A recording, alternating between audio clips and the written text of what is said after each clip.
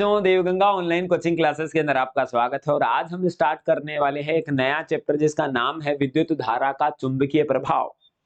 और ये एनसीईआरटी के हिसाब से चौथा चैप्टर है और अपने एग्जाम में ये 5 मार्क्स कवर करता है और काफी बड़ी काफी बेहतरीन डेरिवेशंस इस चैप्टर के अंदर अपने को मिलती है। तो चलिए स्टार्ट करते हैं विद्युत धारा का चुंबकीय प्रभाव।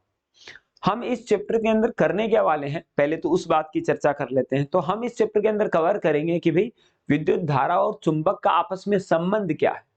ठीक है, ये दोनों आपस में क्या संबंध रखती हैं और किस प्रकार से पहले ये माना जाता था पहले के समय में, पहले के साइंटिस्टों के द्वारा, कि भाई विद्युत जो है धारा अलग चीज है और जो चुंबक है वो अलग है और इन दोनों के गुणों में कोई समानता नहीं है, कोई अपने पास में एक दूसरे से संबंध नहीं रखते हैं। तो अब लेकिन कुछ साइंटिस्टों ने ऐसा प्रूफ किया कि विद्युत धारा और चुंबक का आपस में कोई न कोई संबंध है और वो उन्होंने अपने प्रयोगों के द्वारा प्रूफ किया और उसी की बात अपन करेंगे। ठीक है, तो चलिए कॉपी पेन उठा लीजिए और स्टार्ट करते हैं अपन एक बहुत ही बेहतरीन चैप्टर जिसके अंदर आपको बहुत अच्छा मजा आने वाला भी। अगर इस चैप्टर को आप लिख कर करते हैं तो आपको बहुत ही अच्छा इंटरेस्ट देखने को मिलेगा, आपको अच्छा लगेगा, आप बोर बिल्कुल भी नहीं होगे इस चैप्टर के अंदर। तो चैप्टर नंबर 4 है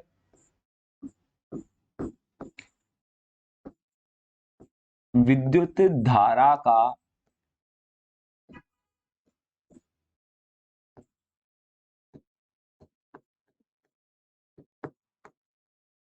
चुंबकीय प्रभाव। ठीक है, तो ये अपन पढ़ेंगे। तो यहां पे सबसे पहले अपने को पढ़ना है, वो पढ़ना है भाई ऑरस्टेड का एक्सपेरिमेंट, ऑरस्टेड का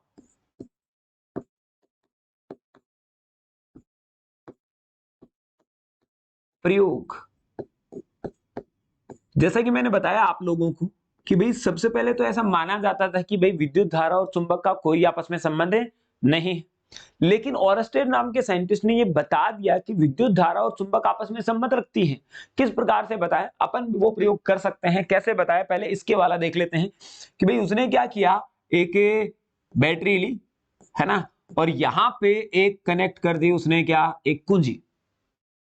कुंजी, अरे कुंजी का मतलब क्या होता है, बटन कनेक्ट कर दिया और यहां पे आपके पास में क्या कनेक्ट कर दिया, इस वायर से इसको कनेक्ट कर दिया और यहां पे अपन ने रख दी है एक छोटी सी चुंबक।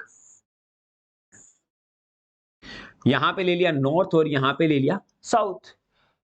अब जब ये कुंजी ऑफ है, कहने का मतलब परिपथ के अंदर कोई धारा प्रवाहित नहीं हो रही है। और एक इंपॉर्टेंट बात ये भी बता दूं, ये जो तार लिया है वो किसका लिया है, तांबे का। पॉइंट टू बी नोटेड है, ये तार किसका लिया है, तांबे का। अब उसने ये देखा कि भाई जब ये ऑफ है तो इसके अंदर कोई परिवर्तन नहीं आ रहा है, कहने का मतलब अपनी जगह जैसी थी वैसी की वैसी ही है, अर्थात इसके अंदर कोई विक्षेप उत्पन्न नहीं है।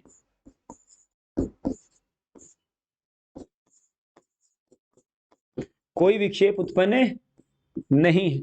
लेकिन जैसे ही इसने यहां पे क्या किया, इस बैटरी को ऑन कर दिया, क्या कर दिया, ऑन ऑन किया और इस पास में रखी पतली सी छोटी सी चुंबक को देखा गया, ये चुंबक है वो अपनी जगह से विक्षेपित हो गई थी। तो भाई यहां पे पॉजिटिव लिया, यहां पे नेगेटिव लिया या फिर उल्टा ले लिया, बैटरी का कोई ज्यादा फर्क नहीं है अभी। भाई जैसे ये चुंबक यहां पे रखी हुई थी तो उसने देखा कि ये चुंबक अपनी जगह से विक्षेपित, टेढ़ी हो गई थी, इस टाइप से हो गई थी ये चुंबक, ऐसे हो गई थी।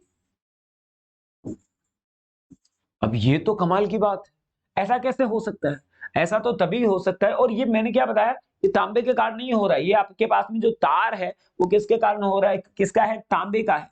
जैसा कि अपन ने पहले ही बता दिया है, क्योंकि काफी बच्चे समझते हैं कि सर ये तो तांबे का था तो थोड़ी आकर्षित होगी, आप पास में आई होगी, इस वजह से हो गया होगा ऐसा। लेकिन ये पास में नहीं आई है, अपनी जगह से विक्षेपित हुई है। ठीक है, तो ना तो ये तार, ये जो आपके पास में तार है तांबे का। तो अब ये बताओ आप, अब उन्होंने सोचा कि भाई मैं एक चीज जानता हूं, अपन ने भी चुंबक देखी है तो अपन इसके बारे में एक जानते हैं बात कि भाई जब चुंबक अपनी जगह से विक्षेपित हो रही है, हिल रही है, इसका मतलब क्या हो रहा है उसके साथ में, या तो क्या हो रहा है कि अपन कोई दूसरी चुंबक पास में लेके आ रहे हैं तभी वो बिना टच किए हुए अपनी जगह से हिल सकती है। ठीक, या फिर दूसरा है कि अगर अपन उसके पास में क्या करें, अगर उसके पास में अपन कोई लोहे की वस्तु लेके आ जाए तो भी वो अपनी जगह से बिना जो संपर्कित किए हुए हिल सकती है। सेकंड है कि भाई भूकंप वगैरह आ जाए तो हो सकता है, वो भी नहीं हो रहा था। या फिर कोई कोई मतलब मान लिया कि औरस्टेड है वो जादूगर सम्राट हो, या फिर आप कोई जादूगर सम्राट हो तो अपने से छू मंतर करके उसको उठा दिया या फिर अपनी जगह से इसको हिला दिया है। लेकिन ऐसा कुछ नहीं हो रहा था, पहले ऐसा कुछ नहीं हो रहा था, लेकिन धारा प्रवाहित करने से ही ऐसा हो रहा था। तो अब औरस्टेड कुछ समझ गया इसके बारे में, तो औरस्टेड ने कहा क्यों हो ना हो, ये सारा किया धारा किसका है, धारा का ही है। धारा जब नहीं है तो इसके अंदर कोई विक्षेप नहीं है, और यहां आते ही विक्षेपित हो जाती है। क्या हो जाती है, विक्षेपित, विक्षेपित हो जाती है। तो ये बहुत बड़ी कमाल की बात है। अब एक और उसके बाद सूझी कि भाई हम जैसे कि विद्युत क्षेत्र के अंदर करते हैं कि आवेश के चारों ओर विद्युत क्षेत्र उत्पन्न होता है जो कि दिखाई नहीं देता है। तो उसने ये बोल दिया कि भाई धारा है ना, धारा जब प्रवाहित होती है तो उसके चारों ओर एक क्या होता है, विद्युत क्षेत्र के साथ साथ में चुंबकीय क्षेत्र भी उत्पन्न होता है यहां पे, इस जगह पे, इस जगह पे। और ये क्या नाम दे दिया इसको, चुंबकीय क्षेत्र। और इस चुंबकीय क्षेत्र के कारण ये चुंबक क्या हो रही है, विक्षेपित हो रही है। और यहां पे चुंबकीय क्षेत्र कितना है, शून्य, क्योंकि धारा प्रवाहित हो नहीं रही। तो कहने का मतलब ये हुआ कि जब अपन किसी परिपथ के अंदर धारा प्रवाहित करते हैं तो धारा प्रवाह के कारण क्या होता है कि भाई चारों ओर एक अदृश्य चुंबकीय क्षेत्र उत्पन्न हो जाता है, जिसके कारण आपके पास में ये क्या हो रही है, चुंबक विक्षेपित हो रही है। और इसे ही अपन ने बोला था विद्युत धारा का चुंबकीय प्रभाव। क्या बोल दिया, यही विद्युत धारा का चुंबकीय प्रभाव कहलाता है। क्या कहलाता है, बोलो जोर से बोलो, जय माता दी के अलावा बोलना है ना। तो ये क्या कहलाता है, ये है विद्युत धारा का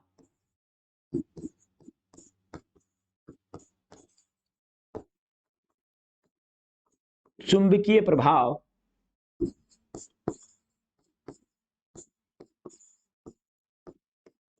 कहलाता है। देखो बात समझ में आ गई होगी भाई, बहुत सिंपल सी बात थी कि भाई जब अपन धारा प्रवाहित कर रहे हैं तो तार के चारों ओर क्या हो रहा है, एक क्षेत्र उत्पन्न हो रहा है, और उसी क्षेत्र को अपन ने क्या बोला, यही जो प्रभाव है उसको अपन ने क्या बोला, विद्युत धारा का चुंबकीय प्रभाव। और ये जो क्षेत्र उत्पन्न हुआ है धारा करने के कारण, ये क्या कहलाता है आपके पास में, चुंबकीय क्षेत्र। इसका मतलब धारा चुंबकीय क्षेत्र उत्पन्न कर सकती है, यही हुआ इसका तात्पर्य। अब बस यहां से कहानी की शुरुआत हो चुकी है, और अपन ने को ये पता चल चुका है कि भाई आपके पास में धारा के कारण जो है ना वो चुंबक बन सकती है, चुंबकीय क्षेत्र उत्पन्न हो सकता है। अब उसके दिमाग में बहुत सारी चीजें आने लगी, भाई चुंबकीय क्षेत्र से अपन क्या क्या कर सकते हैं। इसके बाद में सारे के सारे एक्सपेरिमेंट होने लग गए कि भाई आपस में संबंध है। पहले तो कोई संबंध नहीं था तो कोई एक्सपेरिमेंट नहीं हुआ, लेकिन अब अपने को पता चल चुका है कि विद्युत धारा के कारण चुंबक के ये चुंबकीय क्षेत्र उत्पन्न होता है। तो इसको लेकर काफी सारे प्रयोग किए गए। तो उसके अंदर अपन आगे बढ़ते हैं, आगे क्या है आपके पास में वो भी अपन देख लेते हैं।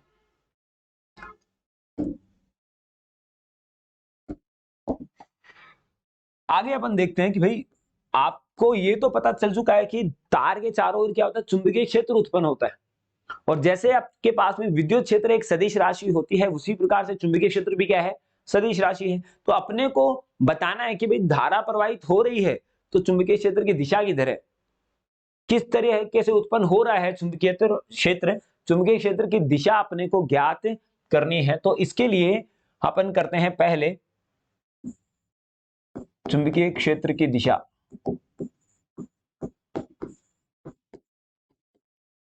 चुंबकीय क्षेत्र की दिशा अपने को ज्ञात करनी है, और पहला नियम बोलो कौन सा है, वो है दाएं हाथ के अंगूठे का नियम। दाएं हाथ के अंगूठे का नियम।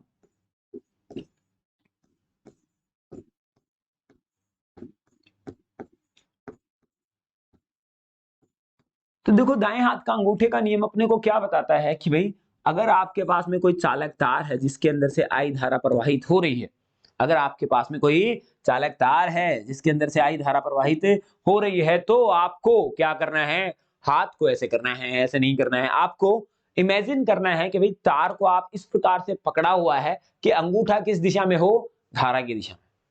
वापस सुने एक बार बात आप फटाफट कि भाई आपके पास में ये तार है, ये रहा तार, और मान लिया कि धारा जा रही है इस साइड में, बैटरी का पॉजिटिव मैंने यहाँ कनेक्ट किया है और बैटरी का नेगेटिव यहाँ कनेक्ट किया है।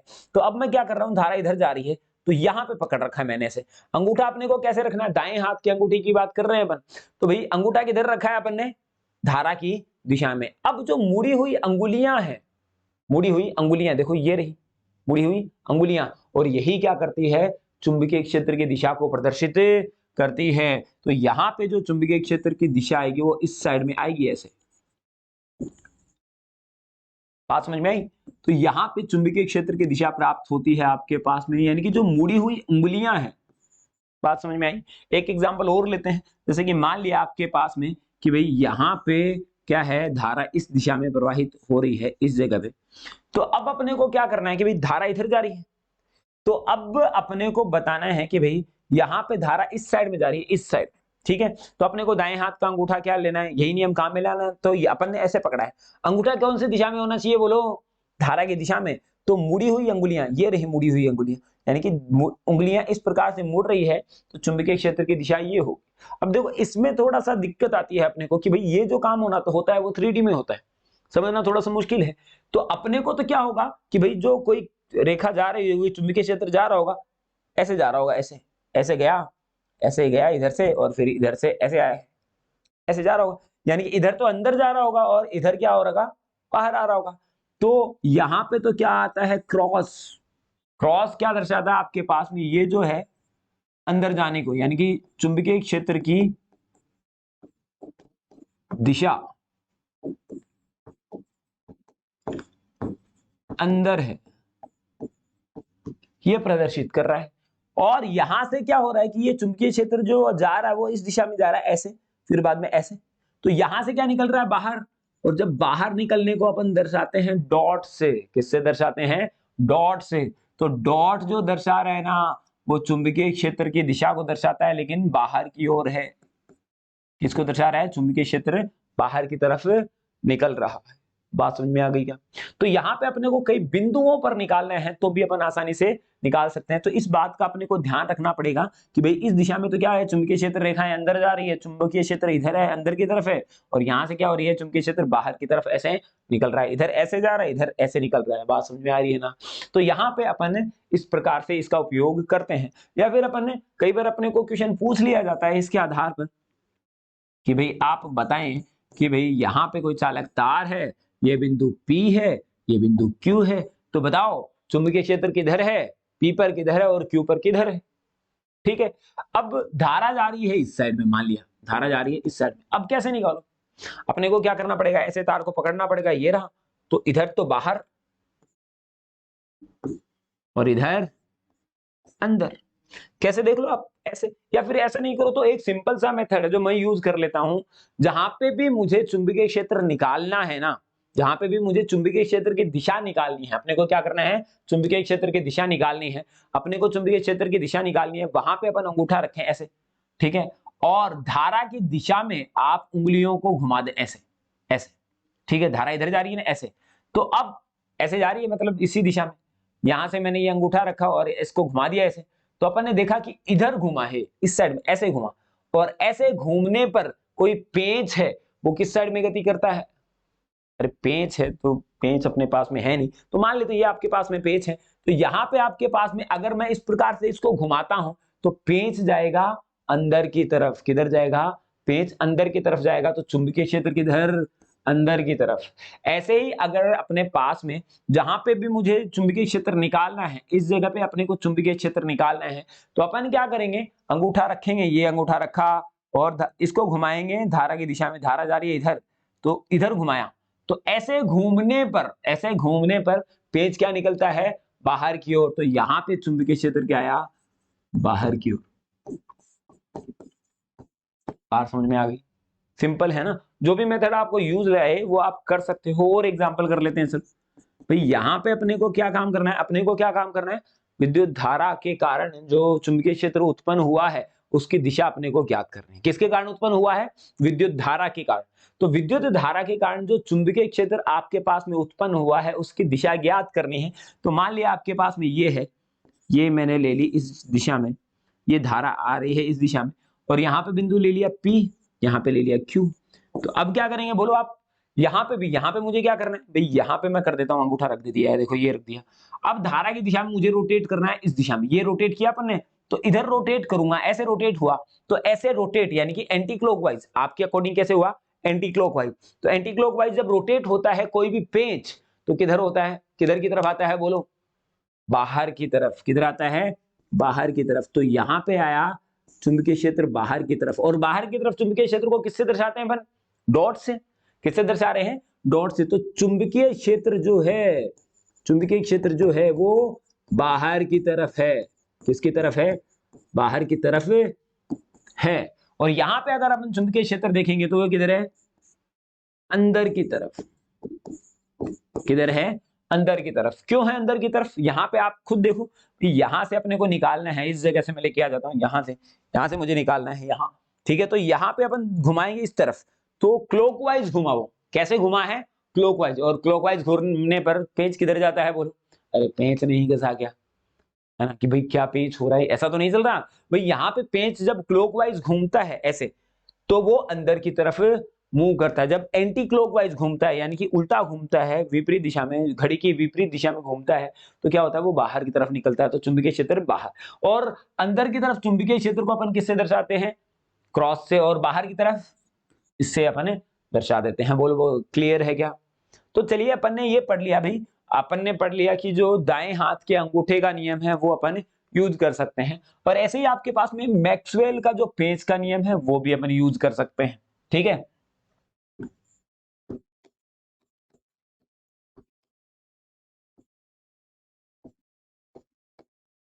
मैक्सवेल का पेंच का नियम,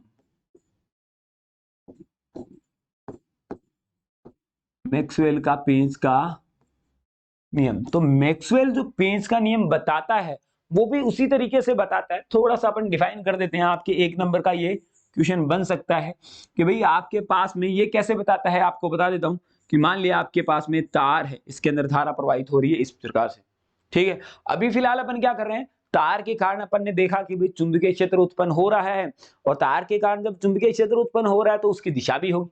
अरे होगी ना भैया। तो यहाँ पे चुंबकीय क्षेत्र की दिशा अपन ज्ञात कर रहे हैं, ठीक। तो यहां पे अपन ने क्या ले लिया कि भाई उसने बोला कि एक पेंच लीजिए आप, ठीक है, पतला सा मोटा सा जो चाहे आप ले लीजिए, पेंच लेना है आप लोगों को। और ये ले लिया पेंच, ठीक है। और ये अपन ने ले लिया इसकी टोपी। अब आपको क्या करना है कि पेंच को ऐसे रखना है, जैसे कि ये नुकीला भाग हो गया पेंच का, और ये वाला चपटा वाला भाग। बात समझ में आ रही है ना, पेंच देखा है ना आप लोगों ने, ये तो हुआ नुकीला भाग, और ये क्या हुआ है, चपटा भाग। तो अब आप लोगों को पेंच को ऐसे रखना है कि भाई धारा की दिशा में ये आगे की तरफ बढ़े। उसका जो नुकीला भाग है, कौन सा भाग है, नुकीला भाग, अपने को ऐसे देखना है कि वो किधर जाए, धारा की दिशा में आगे की तरफ बढ़े। तो बोलो किधर घुमाना पड़ेगा अपने को, ऐसे घुमाएंगे तभी वो ऊपर की तरफ जाएगा। जब ऐसे घुमाएंगे तो किधर आएगा, वो अंदर की तरफ आएगा। इधर घुमाएंगे तो वो ऊपर की तरफ जाएगा। अरे वाह, अरे आई ना बात समझ में। तो ये भी उसने क्या बताया कि जो घूमने की दिशा है, पेंच के घूमने की दिशा,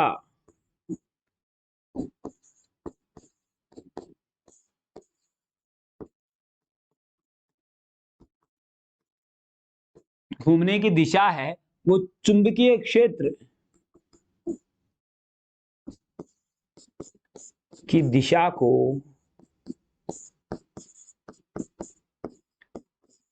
प्रदर्शित करती है, प्रदर्शित करती है। बोलो बम बम बोले। क्लियर बात। तो यहां से आप लोगों को एक चीज क्लियर हो गई हो कि भाई जब अपन धारा प्रवाहित करते हैं तो उसके कारण चुंबकीय क्षेत्र उत्पन्न होता है। और चुंबकीय क्षेत्र की दिशा अपन ने 2 नियमों से ज्ञात की है। एक तो दाएं हाथ के अंगूठे का नियम ज्ञात किया है, और अपन ने पेंच का नियम ज्ञात किया है। या फिर उसके अलावा भी अपन ने एक नियम निकाला है जो कि अपन यूज कर सकते हैं चुंबकीय क्षेत्र की दिशा ज्ञात करने के लिए, कि भाई चुंबकीय क्षेत्र अंदर होगा या बाहर की तरफ, जो अपन ने ही अपने हिसाब से बना ली है। बात क्लियर, सिंपल है ना। तो यहां से अपन ने ये चीज क्लियर कर ली है।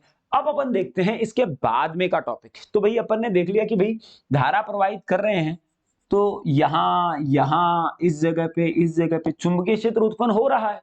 चुंबकीय क्षेत्र की दिशा भी अपन ने ज्ञात कर ली। अब जो चुंबकीय क्षेत्र उत्पन्न हो रहा है उसका परिमाण क्या है भैया? दिशा आप लोगों ने निकाल दी, लेकिन परिमाण भी तो चाहिए।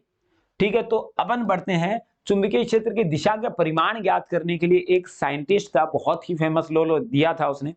ठीक है, बहुत ही फेमस लॉ उसने दिया है, जिसका नाम है आपके पास में क्या? बायो सावर्ट का नियम। किसका नियम है? बायो सावर्ट का नियम। चलिए देखते हैं बायो सावर्ट का नियम क्या है।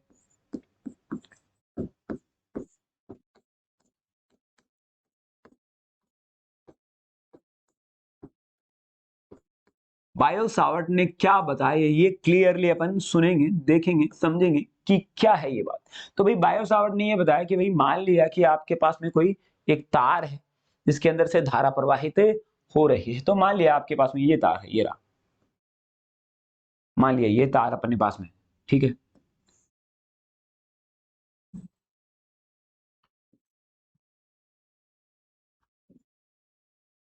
ये अपने पास में तार है। ठीक है, अब यहां से धारा जा रही है इस साइड, आई इधर से जा रही है, इधर से निकल रही है। ठीक है बात। तो अब ये बोला गया कि भाई हमें यहां पे धारा अगर प्रवाहित है तो चारों ओर तो क्या होगा? चुंबकीय क्षेत्र तो होगा ही होगा। अरे चारों ओर क्या होगा? चुंबकीय क्षेत्र उत्पन्न होगा इसके, यहाँ पे चारों तरफ चुंबकीय क्षेत्र उत्पन्न होगा, धारा प्रवाहित कर दूंगा तो जो चुंबकीय क्षेत्र होगा वो हम कैसे निकालें? उसका परिमाण क्या है? तो बायो सावर्ट ने बताया कि हम पूरे के तार के कारण नहीं निकालेंगे, हम एक छोटा सा एलिमेंट ले लेंगे। यहां से अपन ने छोटा सा एलिमेंट ले लिया, इसको ले लिया है डीएल। क्या लिया है? डीएल। डीएल लंबाई का है। अब यहां से अपन मान लिया कि इस जगह पे निकालना है, इस जगह पे, इस बिंदु पे निकालना है आपको, बिंदु पी पर, जो कि आर दूरी पर है इससे। जो अल्पांश है इससे कितनी दूरी पर है? आर दूरी पर। ये डीएल अल्पांश है मेरा। ठीक है, इसके कारण अपन निकाल रहे हैं। और डीएल की जो अल्पांश है उसकी दिशा क्या होती है आपके पास में?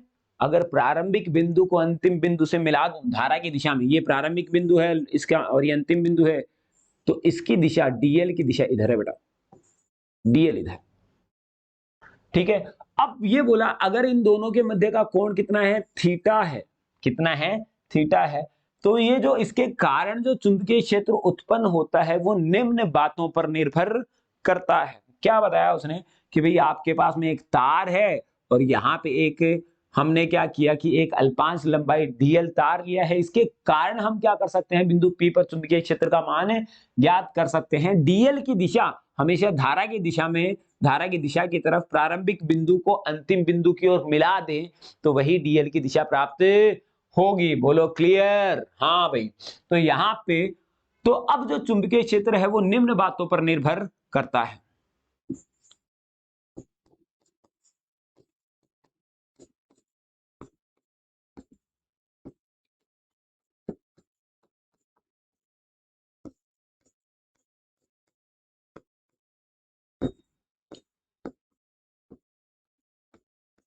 चुंबकीय क्षेत्र निम्न बातों पर निर्भर करता है। ठीक है, यहाँ पे अगर मैं आप लोगों को बताऊं कि भाई मैं इस पूरे तार के कारण नहीं निकाल रहा हूं, मैं निकाल रहा हूं एक अल्पांश लंबाई के कारण, है ना, और पूरे तार के कारण निकालना होगा तो अपन उसका समाकलन कर देंगे, ये विधि अपने को आती ही है।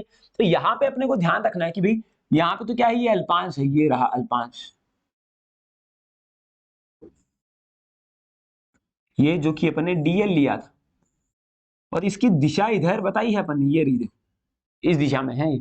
और यहाँ पे है आपके पास में ये जो बिंदु पी, आर दूरी पर, और ये कोण कितना है? थीटा। और डीएल की दिशा इधर है, डीएल की दिशा इधर है। बोलो क्लियर है ना बात? अब उसने क्या बताया कि इसके कारण जो चुंबकीय क्षेत्र बिंदु पी पर उत्पन्न हो रहा है ना, वो किन किन बातों पे निर्भर कर रहा है? पहला तो है कि अगर हम डीबी अल्पांश लंबाई के कारण चुंबकीय क्षेत्र भी कितना होगा? अल्पांश होगा, इसलिए अल्पांश को दर्शाने के लिए अपन ने क्या ले लिया? डीबी। और चुंबकीय क्षेत्र को प्रदर्शित किया जाता है बी से।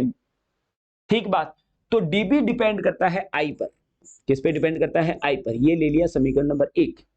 कहने का मतलब अगर इसके अंदर से, सिर्फ इस अल्पांश लंबाई के अंदर से जितनी ज्यादा धारा जाएगी उतना ही ज्यादा बिंदु P पर क्या होगा, चुंबकीय क्षेत्र उत्पन्न होना है।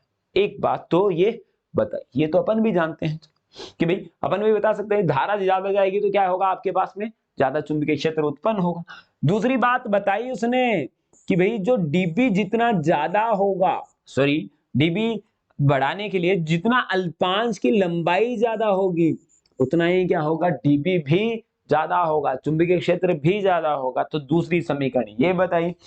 तीसरा ये बताया कि भाई जो डीबी है, चुंबकीय क्षेत्र है, वो साइन थीटा के समानुपाती होगा। किसके समानुपाती होगा, साइन थीटा के। क्यों होगा ये भी अपन देखेंगे। तो पहले तो उसने ये बता दिया कि साइन थीटा के समानुपाती ये होता है, और चौथा और अंतिम ये बताया कि भाई जो डीबी समानुपाती होता है 1/r² के।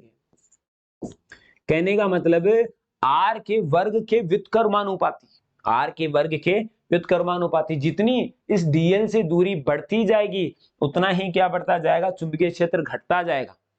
ठीक है, तो अगर समीकरण 1, 2, 3 और 4 से अपन देखते हैं, समीकरण 1, 2, 3 व 4 से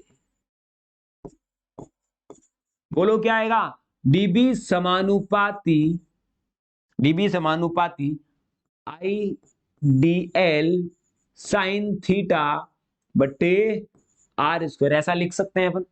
देखो आई के समानुपाती, डीएल के समानुपाती, साइन थीटा के समानुपाती 1/r² के व्युत्क्रमानुपाती या फिर समानुपाती। तो यहां से डीबी बराबर, समानुपाती का निशान हटाएंगे तो कुछ कांस्टेंट आना जरूरी है। तो यहां पे कांस्टेंट निकल के आता है म्यू नॉट अपॉन में 4 पाई, म्यू नॉट अपॉन में 4 पाई, और ये निकल के आया आपके पास में I D L sine theta बटे r²। तो यहां पे चुंबकीय क्षेत्र निकल के आ गया डीबी बराबर म्यू नॉट अपॉन में 4 पाई आईडीएल साइन थीटा बटे r²। बहुत ही इंपॉर्टेंट फॉर्मूला आपके पास में निकल के आया है। तो निकल के क्या आया है, एक अल्पांश लंबाई के कारण, अल्पांश लंबाई के तार के कारण बिंदु P पर चुंबकीय क्षेत्र का फॉर्मूला जो निकल के आया है, डीबी बराबर म्यू नॉट अपॉन में 4 पाई आईडीएल साइन थीटा बटे r²। वापस दोहराएं, डीबी बराबर म्यू नॉट अपॉन में 4 पाई आईडीएल साइन थीटा बटे r², ये प्राप्त हुआ है। इसको अगर अपन सदिश रूप में लिखना चाहें, सदिश रूप देखो बहुत कैसे होता है सदिश रूप, तो डीबी बराबर यहां पे सदिश लगाएंगे अपन, और यहां पे क्या आएगा, म्यू नॉट अपॉन में 4 पाई, और ये आया I D L sine theta बटे r² इनटू में r कैप। रेखांक सदिश से अपन क्या करते हैं, गुणा करते हैं। और यहां पे अपन ने देखा कि भाई ऐसा तो अपन ने कर दिया, अगर मैं चाहूं तो इसको ऐसा लिख सकता हूं, डीबी बराबर म्यू नॉट अपॉन में 4 पाई आईडीएल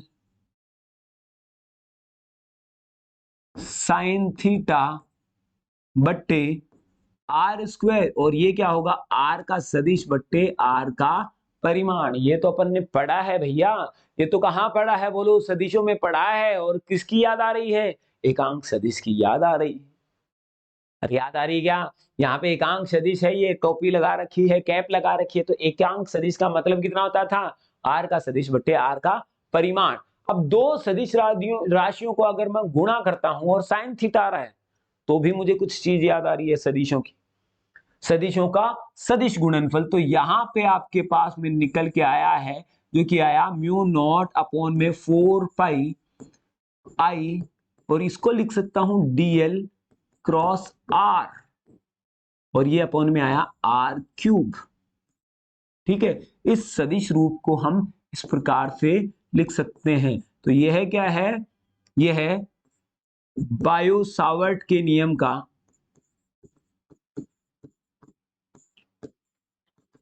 सावर्ट के नियम का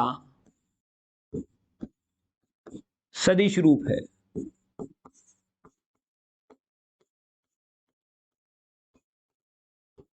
तो यहां पे आपके पास में ये क्या है, बायो सावर्ट के नियम का सदिश रूप है। तो सदिश रूप जब अपने को लिखना है तो ये अपन काम में लेंगे, लेकिन जब भी न्यूमेरिकल बात आती है तो अपन यही परिमाण निकालने के लिए यही काम में लेते हैं। dv बराबर म्यू नॉट अपॉन में 4 पाई आइडियल साइन थीटा बटे आर स्क्वायर अपन काम में लेते हैं। अब बात ध्यान देने वाली ये है कि जो म्यू नॉट है वो क्या है आपके पास में, वो है निर्वात की चुंबकनशीलता, निर्वात की चुंबकनशीलता। ठीक है, निर्वात की चुंबकनशीलता का मतलब जैसे कि अपने पास में जो निर्वात की विद्युतशीलता हुआ करती थी, और निर्वात की विद्युतशीलता हुआ करती थी कि भाई जो निर्वात में से कितनी विद्युत क्षेत्र रेखाएं आपस में से गुजर सकती हैं, जा सकती हैं, उनको अपन क्या बोलते थे, विद्युत क्षेत्र रेखाएं बोलते थे, निर्वात में से गुजरने वाली, या फिर निर्वात की विद्युतशीलता कहते थे। ऐसे ही निर्वात की चुंबकनशीलता या फिर निर्वात की पारगम्यता भी इसको नाम दिया जाता है। क्या दिया जाता है? पारगम्यता। ध्यान देंगे इस बात को, है ना, काफी बार बच्चे भूल जाते हैं। पारगम्य, पारगम्य ऐसे लिखा जाता है ना, अच्छा ही, गम्यता, पारगम्यता भी इसको कहा जाता है। और इसका जो मान आता है म्यू नॉट का, वो आता है, याद रखेंगे, 4 पाई गुणा 10 की घात माइनस का 7 टेस्ला गुणा मीटर। देखेंगे कितना आएगा आपके पास में, यहां से अपन देखेंगे तो टेस्ला गुणा मीटर अपॉन में एम्पियर। तो ये मान आपके पास में म्यू नॉट का प्राप्त होने वाला है। ठीक है, बोलो क्लियर? तो बायो सावर्ट का नियम क्लियर है क्या? बायो सावर्ट ने ये बताया कि अल्पांश के कारण जो चुंबकीय क्षेत्र का जो मान निकल के आता है वो निकल के आता है डीबी बराबर म्यू नॉट अपॉन में 4 पाई आइडियल साइन थीटा बटे आर स्क्वायर। ठीक है, तो चलिए आगे बढ़ते हैं, इसके अंदर क्या क्या है वो। तो आगे अपन बढ़ते हैं, एक पॉइंट नोट लगा के मुझे लिखना है, एक पॉइंट नोट लगा के मैं लिखता हूं, कितने का है वो तुम जानते हो। तो यहां पे आपके पास में क्या है कि भाई अपन जानते हैं कि भाई कोई तार है, तार है, उसके अल्पांश dl के कारण यहां पे बिंदु P हो तो चुंबकीय क्षेत्र का जो मान निकल के आएगा, कितना आएगा, म्यू नॉट अपॉन में 4 पाई आइडियल साइन थीटा बट्टे आर स्क्वायर। बोलो आएगा ना, ये मान निकल के आया। ठीक है, तो अब यहां पे अपन चाहें तो चुंबकीय क्षेत्र की दिशा भी लिख सकते हैं। दिशा कैसे लिखेंगे? वही अपना नियम कि भाई यहां पे अपने को अंगूठा रखना है, जहां पे भी निकालना है, बिंदु P रहा, ये रहा बिंदु P, देखो ये रहा बिंदु P। यहां पे मुझे धारा की दिशा में उंगलियों को घुमाना है, ये घुमा दिया धारा की दिशा में। इसका मतलब क्या हुआ? क्लॉकवाइज। और जब क्लॉकवाइज होता है तो पेंच किधर जाता है? अंदर की तरफ। तो चुंबकीय क्षेत्र की दिशा अंदर की तरफ। बोलो क्लियर? हाँ, तो यहां पे एक चीज तो ये बतानी थी, और दूसरी चीज अपने को बतानी कि अगर बिंदु P, यदि बिंदु P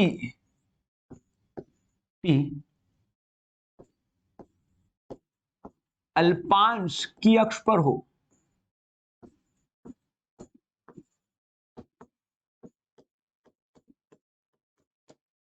अल्पांश की अक्ष पर हो, तो कहने का मतलब ये जो बिंदु P है ना, वो यहां नहीं होगी, यहां हो।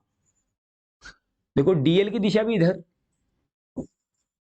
ठीक है, और उसकी दिशा में ही हो, तो कहने का मतलब ये जो थीटा था, थीटा का मान कितना हो गया? 0। थीटा का मान कितना हो गया? 0। तो थीटा का मान 0 हुआ तो डीबी बराबर भी कितना होगा? 0। डीबी बराबर भी कितना होगा? 0। तो कहने का मतलब चालक तार की लंबाई की अक्ष पर चुंबकीय क्षेत्र कितना होना है? 0 होना है। तार की लंबाई की अक्ष पर यहां पे होगा। और अधिकतम कब होगा ये? जब डीएल व आर के मध्य, डीएल व आर के मध्य कोण 90 डिग्री हो, तो चुंबकीय क्षेत्र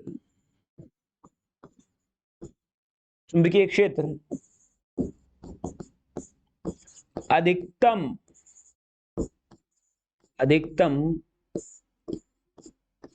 प्राप्त होता है, अधिकतम प्राप्त होता है। कहने का मतलब क्या हुआ कि जब ये बिंदु P जस्ट यहां हो, इस जगह पे हो बिंदु P, तो यहां पे थीटा का मान क्या हो जाएगा? किसके मध्य का कोण है, बस ये ध्यान आपको रखना है, किसके मध्य का कोण होना चाहिए? डीएल और आर के मध्य का कोण। कोई सा भी कोण नहीं चलेगा आपके पास में, डीएल और आर के मध्य का कोण जो है ना, वो क्या होना चाहिए आपके पास में? 90 डिग्री हो। तब आपके पास में क्या होगा? ये जो चुंबकीय क्षेत्र मैक्सिमम निकल के आएगा, जो कि आएगा dB बराबर म्यू नॉट, बोलो कितना, अपॉन में 4 पाई IDL अपॉन में R स्क्वायर, और साइन 90 का मान कितना होता है, 1 होता है, जो कि अधिकतम होता है। तो ये मान निकल के आता है मैक्सिमम, कितना मान निकल के आता है, किसका मान कितना निकल के आता है, मैक्सिमम मान निकल के आता है। तो पहला पॉइंट। दूसरा पॉइंट ये, तो पहला पॉइंट अपन ने देखा कि भाई, पहला पॉइंट तो आया कि भाई अल्पांश की अक्ष पर हो तो चुंबकीय क्षेत्र शून्य प्राप्त होता है, शून्य प्राप्त होता है। और अपन ने देखा जब डीएल और आर के मध्य, डीएल के आर के मध्य का कोण 90 डिग्री हो तो यहां पे चुंबकीय क्षेत्र क्या होगा, अधिकतम प्राप्त होगा। ठीक है, अब देखो क्या है, एक बात और, अब देखो जब आपके पास में कोई भी कंडीशन ले लो आप, तीसरा जो नोट है वो है चुंबकीय क्षेत्र की जो दिशा है, चुंबकीय क्षेत्र की दिशा, चुंबकीय क्षेत्र की जो दिशा है वो आर के लंबवत होती है, और वो भी सदैव। अब ये गड़बड़ कर जाता है काफी लोगों, सर ये क्या बोल दिया आपने, ये तो गड़बड़ हो गया काम आपके लिए। चुंबकीय क्षेत्र की दिशा आर के लंबवत होती है सदैव, कैसे, क्या है ये चीज। देखो मैंने क्या बोला, यहां पे क्लियरली बोला है कि भाई जो डीएल और आर के मध्य का कोण जब आपके पास में क्या हो, 90 डिग्री हो, तब चुंबकीय क्षेत्र अधिकतम निकलता है। लेकिन मैंने चुंबकीय क्षेत्र की दिशा कब बताई है, किसी बिंदु P पे, तो चुंबकीय क्षेत्र की दिशा तो हमने देखा कि किधर है, वो भी अपन देख लेते हैं ना। तो मान लिया कि आपके पास में तार है, ये रहा, डीएल लंबाई ये रही, और यहां पे बिंदु P है, यहां पे 90 डिग्री का कोण है, तो बोलो ये आर है, ये क्या है, आर। अब जो चुंबकीय क्षेत्र की दिशा किधर है, पी पर, यहां पे अपने को क्या करना पड़ेगा, हाथ लगाना पड़ेगा, और हाथ से अपन देखेंगे कि धारा किधर जा रही है, क्लॉकवाइज। तो यहां पे इधर बनाया तो चुंबकीय क्षेत्र अंदर की तरफ, चुंबकीय क्षेत्र क्या हुआ, अंदर की तरफ प्राप्त हुआ है। चुंबकीय क्षेत्र देखो किधर प्राप्त हुआ है, अंदर की तरफ।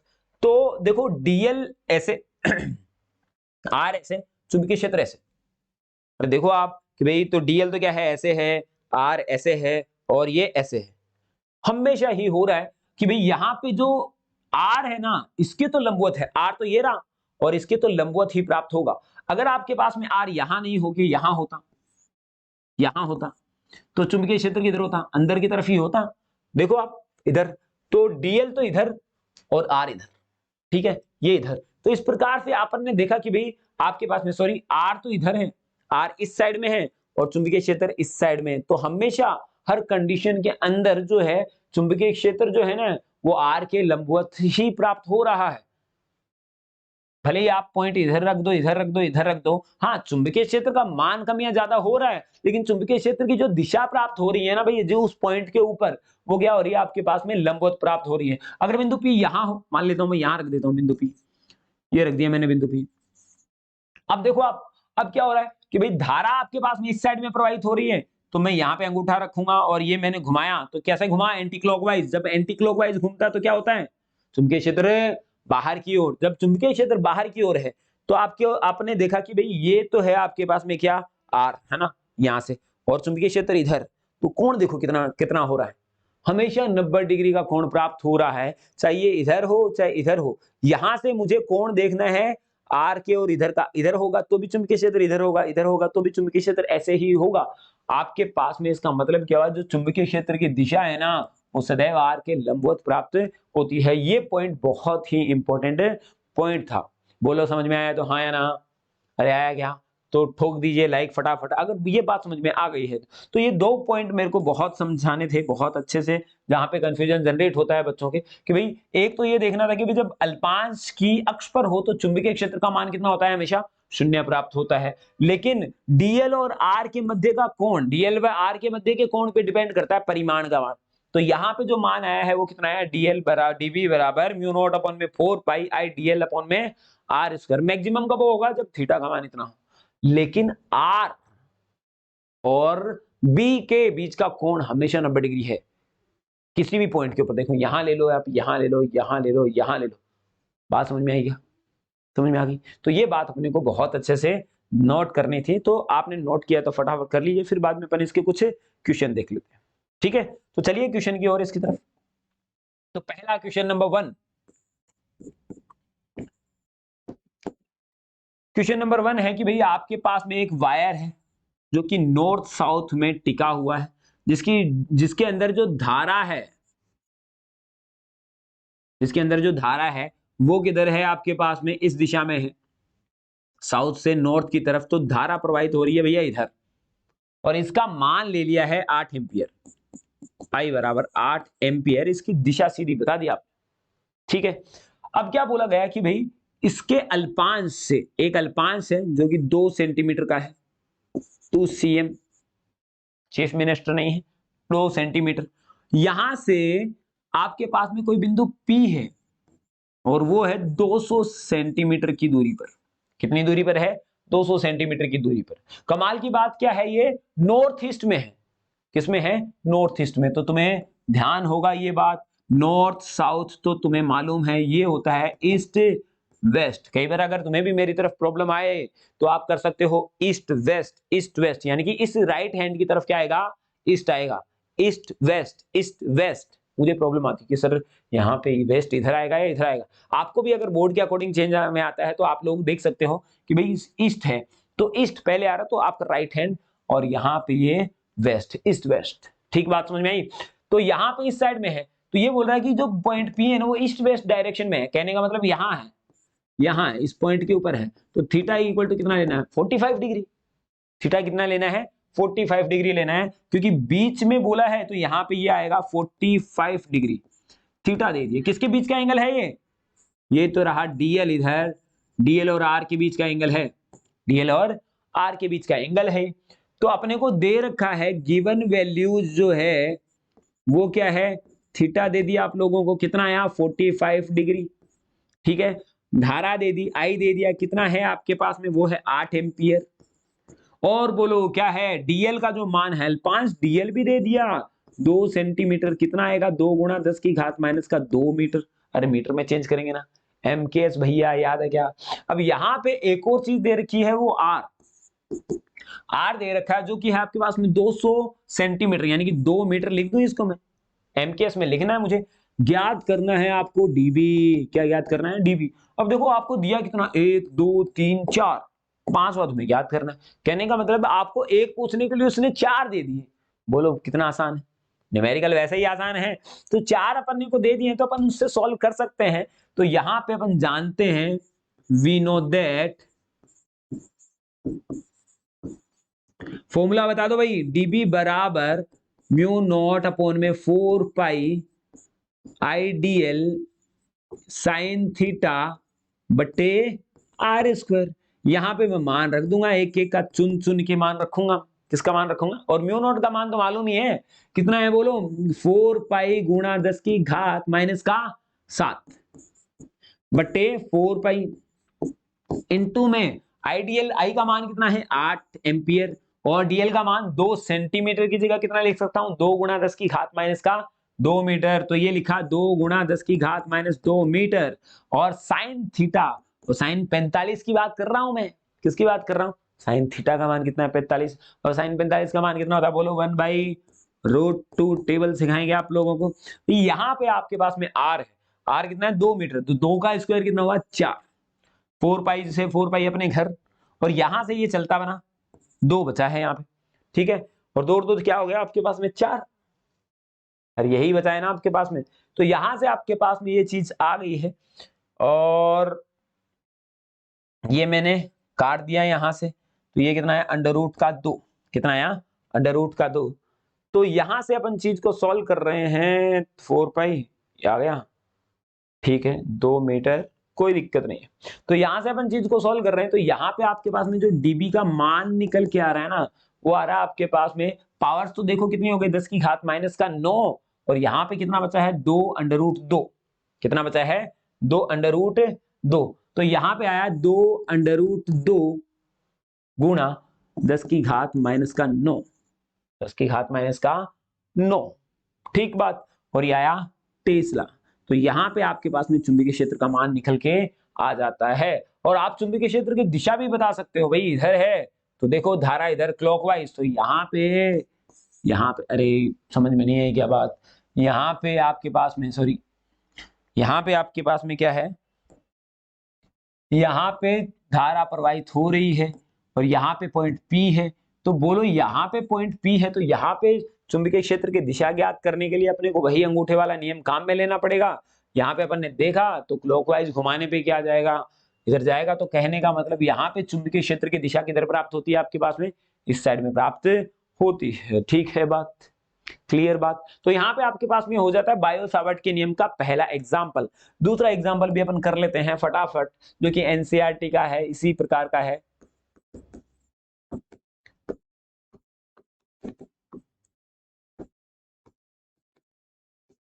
एनसीईआरटी का एग्जाम्पल है, उसकी बात करते हैं। भाई उसने क्या दे रखा है कि एक धारा जो प्रवाहित हो रही है वो एक्स एक्स की तरफ हो रही है, जिसका मान है 10 एम्पियर।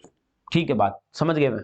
और यहां से उसने क्या किया कि एक अल्पांश लिया है, बोला कि एक अल्पांश है ये ऐसे, और इसकी चौड़ाई जो है, इसकी लंबाई जो है वो है आपके पास में 1 सेंटीमीटर। कोई दिक्कत नहीं है। वाई एक्स की डायरेक्शन में, यहां पे वाई एक्स इधर ही है, 0.5 मीटर की डिस्टेंस पर, 0.5 मीटर की डिस्टेंस पर पॉइंट P रखा हुआ है, जहां पे आपको मैग्नेटिक फील्ड चुंबकीय क्षेत्र का मान ज्ञात करना है। वापस वही काम, I दे दिया इसने और DL दे दिया, R दे दिया, काम बाकी क्या रहा, निकाल देंगे अपन। यहाँ पे I इधर है और DL जो है आपके पास में, DL भी इधर है, DL इस साइड में दिया है क्या, ठीक है। अगर DL इस साइड में दिया तो थीटा का मान अपने को ज्ञात करना है। पहले अपन देख लेते हैं DL का मान कितना है आपके पास में, तो जो दिया हुआ अपन देख लेते हैं पहले, दिया हुआ पहले तो अपन देखते हैं कि भाई जो DL का मान दे रखा है वो दे रखा है 1 सेंटीमीटर। कितना दे रखा है भैया, 1 सेंटीमीटर। धारा का मान कितना दे रखा है आपको, 10 एम्पियर। और जो R का मान दे रखा है वो कितना दे रखा है, 0.5। अब मुझे क्या देखना है कि भाई एंगल जो कोण दे रखा है वो किस किस के बीच का होना चाहिए, याद करो आप, किसके किसके बीच का होना चाहिए, DL और R के बीच का। तो DL तो इधर रहा, ये रहा इधर, DL तो रहा इधर। धारा की दिशा में आप मिला दो इसको, पहले पॉइंट और अंतिम बिंदु को मिला दो, धारा की दिशा में होगा DL की दिशा, इधर हो गया। R किधर है, ये रहा, R इधर इस साइड में।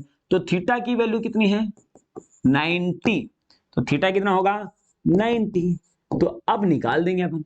तो थीटा की वैल्यू 90 आ गई। डीबी अपने को पूछा है, डीबी का मान अपने को निकालना है। किसका मान निकालना है, डीबी का मान निकालना है। तो चलिए निकाल देते हैं अपन। तो अपन जानते हैं कि भैया वी नो दैट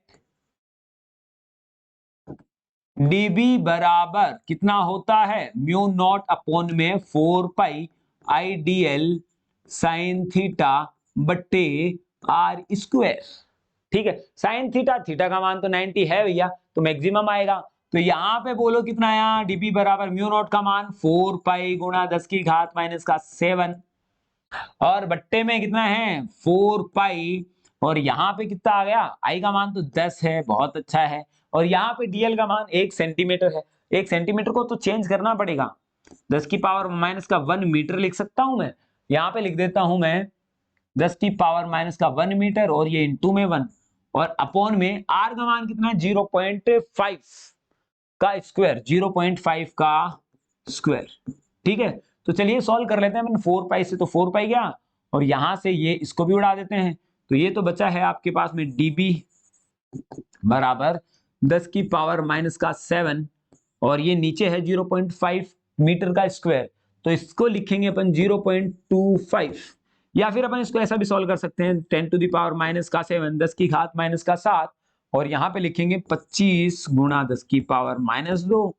ऊपर जाएगा तो कितना हो जाएगा, प्लस का 2, तो ये आएगा 100 गुणा 10 की पावर माइनस 7 बट्टे 25, उड़ा दिया, कितना आएगा।